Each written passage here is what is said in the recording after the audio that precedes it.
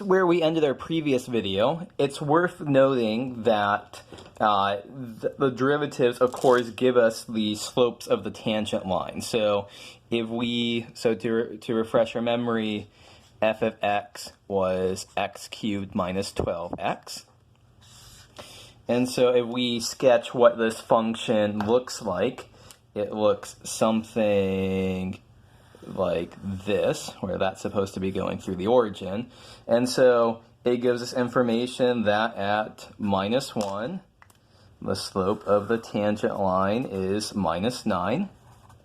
That when f is 4, the slope of the tangent line is positive 36, and we could do that for as many points as we wanted to. So it's worth remembering that the derivative function, it still has the same interpretation as the slope of the tangent line that we saw back in section 3.1. Let's do another example just to more practice for calculating the derivative as a function from the definition. So let's suppose that we have y is x to the minus 2. And so we should be careful here with what's the domain. It's x such that x is not equal to 0, because we are taking, so this is, of course, 1 over x squared. So y prime of x is the limit as h goes to 0 of y of x plus h minus y of x all over h.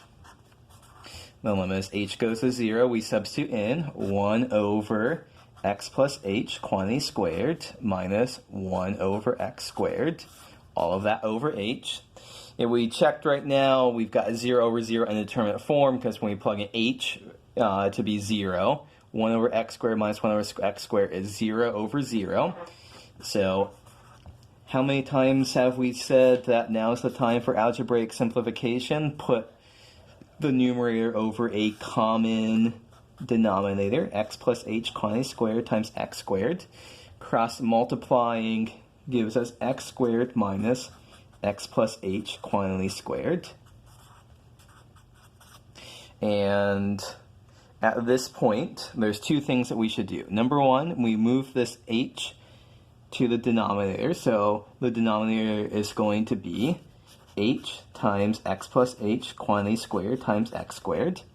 And then the other, so common mistake is to move the h all the way upstairs. Now we have two different denominators that we need to multiply together by. And then we want to expand out the numerator, x squared minus, care for the parentheses, x squared plus 2xh plus h squared. So at this point then, let's expand that out. So limit as h goes to 0 of x squared minus 2xh minus h squared over x plus h squared times x squared. And so what cancels here? I think those x squareds cancel. And then take a look, we've got an h in both of the terms in the numerator. So let's factor out an h. So h times minus 2x minus h all over h times x plus h squared times x squared.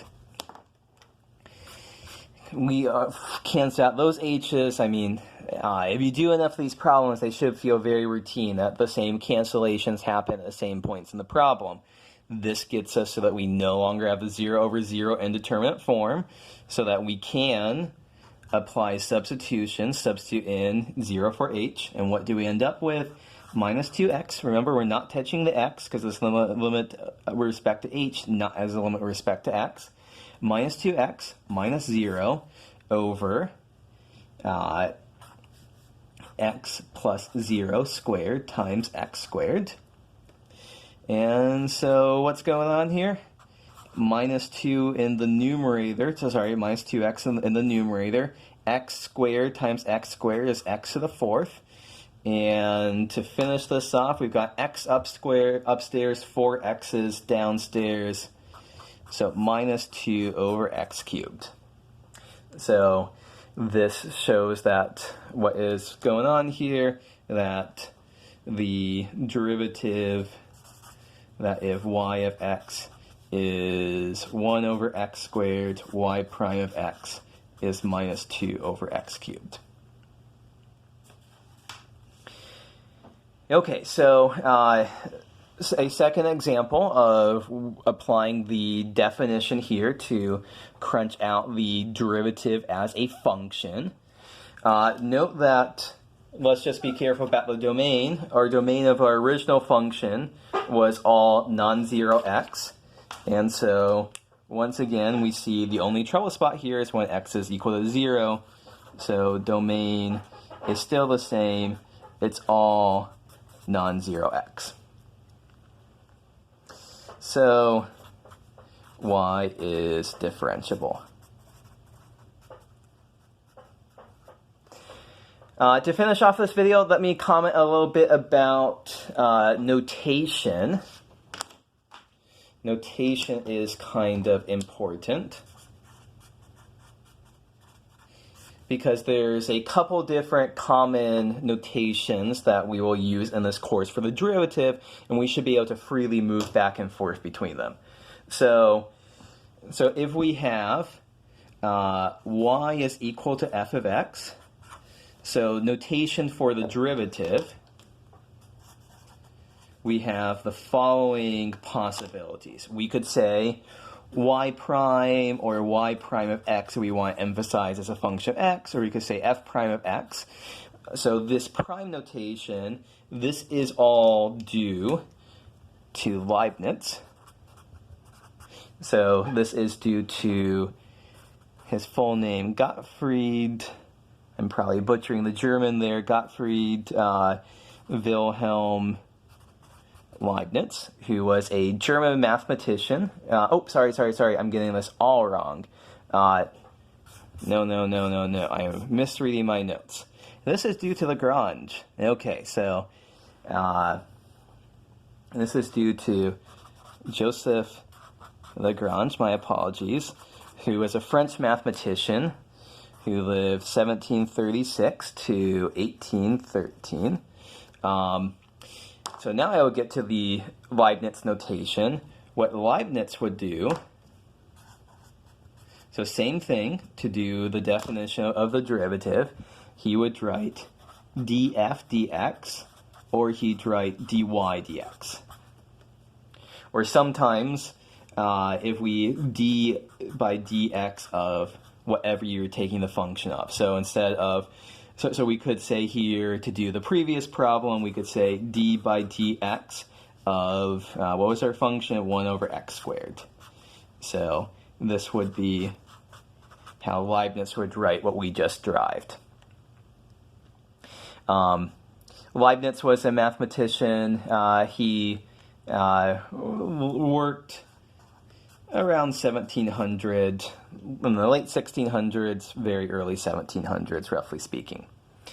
So these are two common notations here that we should be able to move back and forth between them. So just a little comment here about if you want to do it at a particular value. So if you wanted to talk about what is the derivative when x is equal to, say, 7, so Lagrange would say f prime of 7. Leibniz would say df dx at x is equal to 7. So that is how he would do things at a particular value. So little comment here, something we'll come back to later in this class. At this point here, you should think of this as a single expression, dy over dx. You don't want to, for the time being, think of it as a fraction of something called dy over something called dx. We can do that in the future, but that requires a good deal of intricacy that we'll get to in Chapter 4. So that's coming up. Just to a couple of wrap-up comments here. So first thing about Leibniz notation, if we look at this dy over dx, it's suggestive of thinking delta y over delta x. So a Greek letter delta is, is their letter for D, and delta is, of course, change in y over change in x. So this is evocative of course, our interpretation of the derivative as the slope of the tangent line. So this is one good reason to think, okay, Leibniz notation has some good properties to it. Final comment that is just worth noting here, that this is not in the textbook, but it's worth saying, and just to acknowledge Newton's contribution to the subject. So Newton had his own notation. So Isaac Newton was, together with Leibniz, those two, Newton and Leibniz, were basically the two people who came up with calculus in the first place, so we should acknowledge their contribution. Newton generally wrote his functions. X was the dependent variable as a function of t, which is usually used to represent time. And so Newton's derivatives would have a dot over it. So as it turns out, not too many people like Newton's notation, which is why this is probably the last we'll talk about in this course. In the interest of historical completeness, I feel like mentioning that.